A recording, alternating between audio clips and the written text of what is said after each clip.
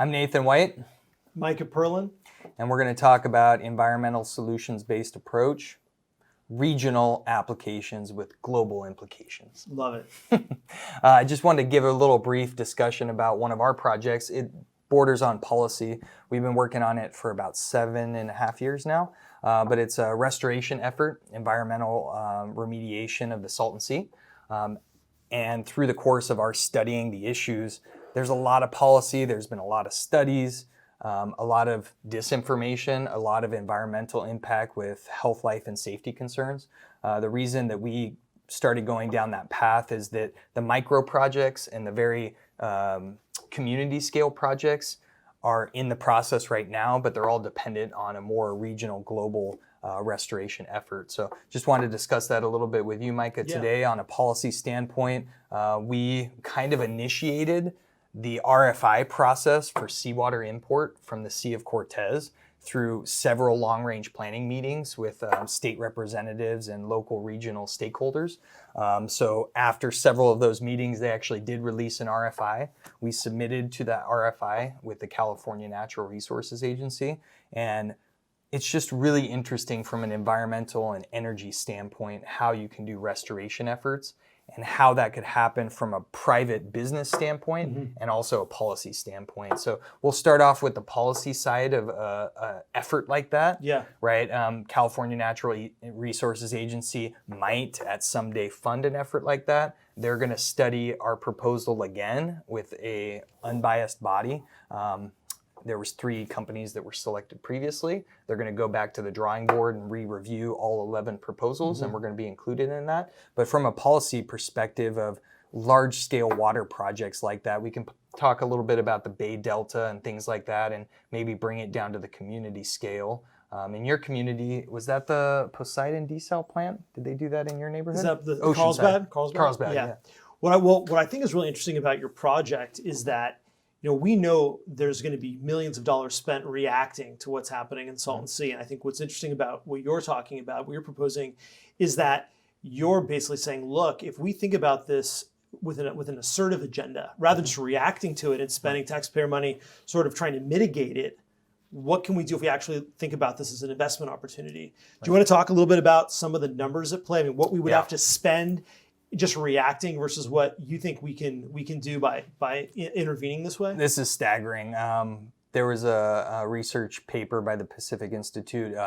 Inaction would cost around $77 billion. Say that number again. $77 billion in That's a crazy health, number. life, safety, real estate, asset depression.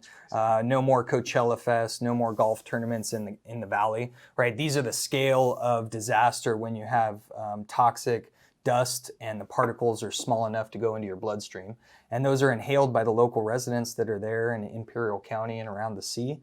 The county itself is one of the most depressed in the whole country. Imperial County, Salton Sea areas are the most depressed community in our country. So we looked at $77 billion of damage. What could a restoration effort cost? And the numbers that we're coming out at are about $1.5 to $2 billion for a restoration of the Salton Sea. But we get an added benefit. We get a fully restored Laguna Salada in partnership with the Cucapá tribe. We've met with them several times in Mexico, and that creates a lake that is equal to the size of the Salton Sea. So you get 2 for 1. Yeah. Now, for the folks at home, are you saying we would save $75 billion? Right. Yeah. I mean, that's what it looks like when you get assertive about what's happening. Well, not even that.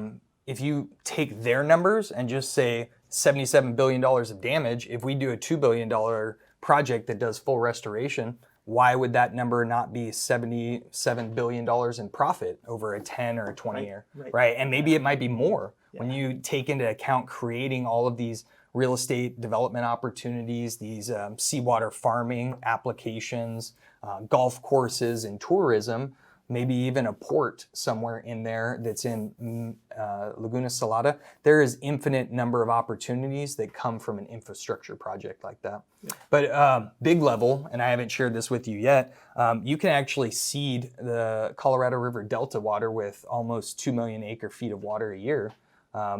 We still have to validate that with a PhD kind of scientific global model study. Okay. But we might be able to import water, desal water for almost free of a magnitude that will definitely generate and sustain water in Southern California and many other states for many years to come. So what kind of policy changes do you need to see? Is it regulatory stuff? Is it just funding streams? What kind of things need to happen? I think it's a public-private partnership. What we're going to ask for when we resubmit to the California Natural Resources Agency, is there an opportunity for a reimbursement agreement?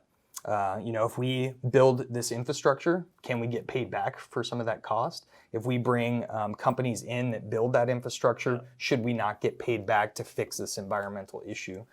So that's a big question. Policy side, it's that administration side of policy where they spend years and years studying an issue with one particular party that has one particular agenda, that has one particular outcome, and all of them result in inaction. Yeah. So we're taking the approach of solutions and assertive action as quick as we can with local partners and engineers. We've already done a regional survey of the whole Coyote Canal region with a local engineer. So we're already starting that process. That's cool. One of the ideas that I've been interested in is bringing in universities and bringing a lot of the technical knowledge into universities, because you see this with different kinds of projects where you have a vested interest that funds a study. The folks that then receive that data don't trust the study because it's being done by an interest. And so I think one of the things that we have to do with these big projects when we're deploying, social capital, public dollars, is really invest in transparency, because these kinds of big projects that you and I talked about today, we want the public to have real faith that that money is being well spent and that the research behind it is sound. And I think I'd be curious if you have ideas about how do we engage universities and higher ed, and we have amazing scientists in our region. Yep. Any thoughts on that? That's exactly what we're doing right now. I mean, that to me is my primary goal, is we need to get and engage and validate that information as soon as possible. We're looking at second quarter of this year. Our fundraising goal is $100,000 to get that global model study to validate the information about water resources that are deployed to the Colorado River Delta. It's a $100,000 study, but it might prove that we're making billions of dollars of fresh water and refilling the reservoirs that we have in 4 or 5 different states. So that's money well spent from the government perspective, but that's our current goal. We're reaching out to different university administrators in Mexico, and so their policy in Mexico, their universities are all one umbrella, and then they have several campuses. So we're reaching out to those groups. We have engineering students that are already willing to volunteer and put in time, but we're really wanting to engage and create a campaign here in the United States where we do bring in several universities and have training programs and education opportunities. Yeah, that's awesome. Yeah. So a little bigger perspective, I guess, when we pull that out is, if you do a regional project like this, it has that implication for global opportunities. We've studied it from a very small scale, and I wouldn't say a binational water import is small scale. It's an opportunity to do a regional project that fixes a habitat and life safety issue, but it also has implications for templates that you can bring around the world. We've studied multiple different locations in Africa where you flood an inland depression with seawater. The humidity in the atmosphere takes that water and deploys it to other areas around. So in this case, we have Laguna Salada in the Salton Sea. That air that comes through on that hot region actually creates the clouds that then take that water up into several different states and can drop it in the Colorado River Delta system, but it also drops it everywhere in between to recharge aquifers, to create small plant life. The real crux of it is that it's a regional solution with global implications. So once you get one pilot project done, even if we build something the size of this table, you get something done that shows that proof of concept, then you expand it, and we can really address the issues at a global level in a very short amount of time with the right federal, local, and state support. Right. So just to try to say it in a more easy to understand way for some folks. So what you're saying is, you can take ocean water, you can bring it inland, kind of like, Mission Bay was an artificially created bay. You bring that water inland, and if you're doing it, and I'm assuming you were implying like if it's shallow, you're going to have a lot of evaporation, and that water, depending on what the regional winds are and the ecosystems are, that water will actually then come from the ocean. It'll then distribute in that region, producing fresh water in areas that don't have fresh water. Is that Exactly. Well, and there's a state solution, which is drying out the Salton Sea and doing a perimeter lake, so you have a little bit of water around the periphery. That is option A, which we've studied in detail of the impacts on the regional water system. But exactly right. If you flood Laguna Salada, which is a dry lake bed, that evaporation that's taken up because it is super hot goes into the cloud system and is dropped down in the Colorado River Delta. Now, has this been done before anywhere? I mean, I know obviously, like, you have places like the Netherlands or Venice where, you have folks that have built civilization around environments with controls over flooding and things like that. But has anything like this been tried before? Well, the funny thing is when we were doing the research, it actually shows that when Laguna Salada was flooded, because in 1984, when I was born, there was too much surplus water in the delta. It flooded Laguna Salada, and there was a peak in the amount of water that was in the Colorado River Delta system. And when you track it over 100 years, you can show that when that was flooded, that actually has a positive effect on that system. So the example of that was done in Eritrea with an industrial partner at H2O Futures. They built a seawater farm, brought water in, and it actually created a small microclimate around there. Anytime you put water on dirt, it's going to create a humid atmosphere. So from a very scientific standpoint, it makes a lot of sense, and we've studied in great detail. Now, you said there's once you bring that water in, there's other economic opportunities. You said agriculture, farming, aquaculture. Yeah, the seawater farming component is very interesting, from growing food to also growing biofuel and growing building products. So a lot of those husks you can use for animal feed and particle board, but it's an ecosystem more than anything. You're creating wetlands and mangrove forests, so you're sequestering carbon, and that's a really interesting industrial partner that we have that does those systems. But the additional benefit is you have pump hydroelectric storage, you have water, hydroelectricity generation, you have floating solar opportunities, you have traditional hydroelectric generation because you're going downhill to hit the Salton Sea. So we're really building an infrastructure, and then there's so many add-ons that come in over time. Right. What about concerns about the native habitat? I mean, you have flora and fauna that reside in these areas. Are they just going to? I mean, are these? Or if they're sensitive habitat, how does that impact the decision to pursue a project like this? No, that's the only reason why we're doing this project, is because it has 100% protection of the natural ecosystems. Right now, the Salton Sea is at a tipping point where all the fish are going to die, and then all of the birds that fly through the Pacific Flyway are going to be negatively affected. That means basically shutting down all of our bird migrations in North America. So those are all positively affected. Anything that we would do would be to the benefit of the ecosystem, to sequester carbon, to do all of those things. But when you bring it down to the Salton Sea, you're being very strategic about where you're placing those canals. Okay, so you're not just flooding it willy-nilly. You have a strategic plan for where it goes.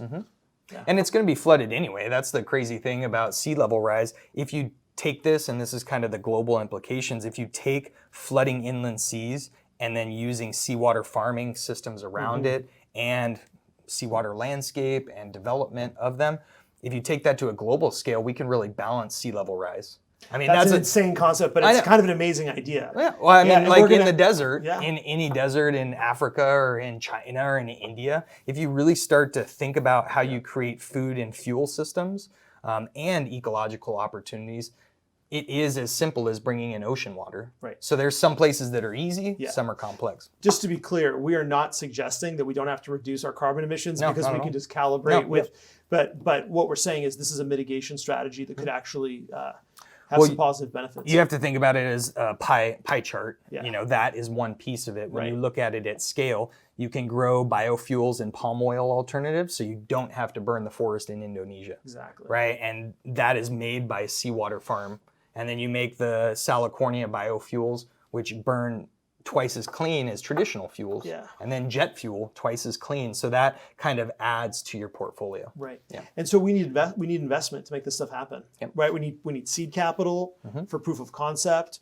We need to bring in, institutional investors, the state, public-private partnerships.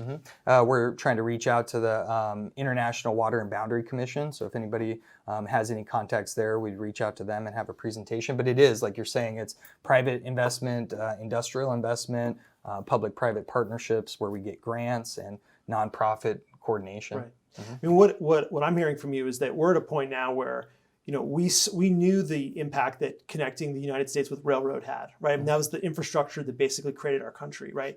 We have to get serious about the next generation of infrastructure and start thinking about what does it look like to adapt to climate change, but also try to mitigate what we know is coming, because it's accumulating, carbon, methane, it's accumulating in the atmosphere, and we have to get serious about reacting quickly. Yeah.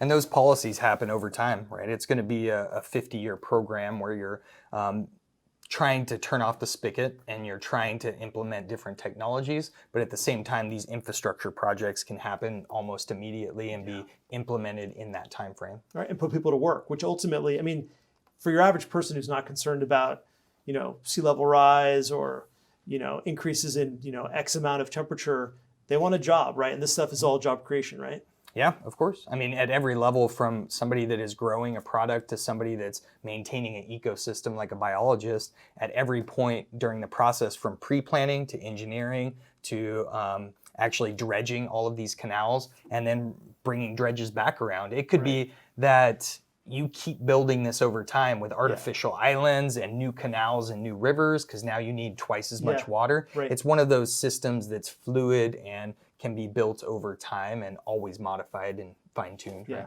Well, and it's also, for me, it's really interesting because we know that these mega droughts are predicted now, right? We don't know when they're going to happen, but we know they're going to happen. And when that does happen, our agricultural industry, which is a huge part of the California economy, is going to be really, really vulnerable. So I think thinking ahead, I think that's a theme. If people wanted to think about one of the things that we're talking about, it's like, we need to think ahead. We've largely been in a reaction mode and not even reacting. We're like 10 years, 15 years lag time. And I think these ideas that you're putting out there, they deserve investment and thinking. And, like you said, there's all sorts of different modifications on these ideas. Well, and a cost benefit analysis for me and an environmental impact, like we're fishing our oceans dry. Like we're basically removed 50% of the fish from our oceans.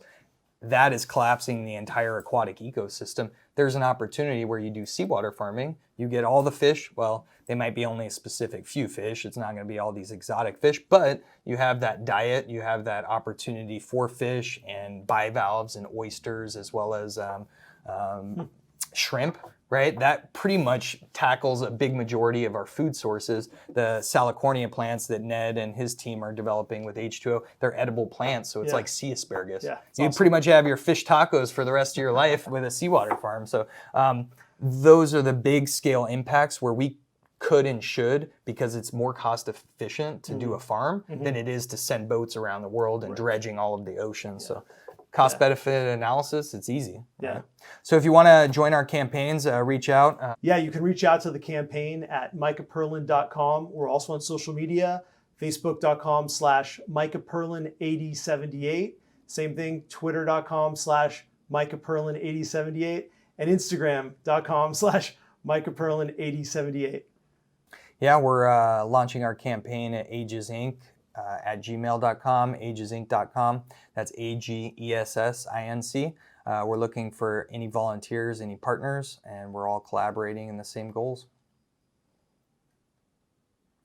Our hope is that we can build a campaign that's grassroots, that creates an environmental ecosystem and an economic engine, and that really starts pushing policy forward. Yeah. What we do right now is literally going to lay the foundation for the future for generations to come. We've talked a lot about big ideas. Not everything that we've talked about is going to happen tomorrow, but with public support, with young people turning out to vote, with young people telling their parents, look, the world that we want, we can make it. We just have to do it together. And we'll have a better quality of life doing it right now. I think big opportunities that we get together, we have a solutions-based approach to these opportunities. It's something that I've been volunteering my time a lot to my company and to other organizations, but that equity that you're putting into these opportunities, that equity is well invested. It has large implications for many years to come. Yeah. And I think what we need to start to really embrace is this idea of big thinking. We've been told, well, Wall Street doesn't want to fund it. Well, that's okay. Wall Street thinks in 12-month, 18-month horizons. The ideas that we're talking about, I mean, these are things that are going to create job opportunities for decades, right? Redefine the way we live and enjoy our cities, our environment, our natural environment. And we should invest collectively in these things that are going to give us a rich economy, a future that we can hand off to our kids. The alternative is not acceptable. We can't. Yeah, and just on that note, there is a lot of doom and gloom going on about what the current state of the economic world is, as well as the environmental world. But I wouldn't be here if there wasn't for hope. We're all building this effort that is for our generation and our future generations, and we can only do that through progress and through forward thinking. And having those big ideas and having them meet on the ground is where you really start to see the science and education and environmental opportunities. Thanks so much. We appreciate your time. More videos to come, hopefully. Tune in next time. Lots more discussion, and hope to get you all involved too.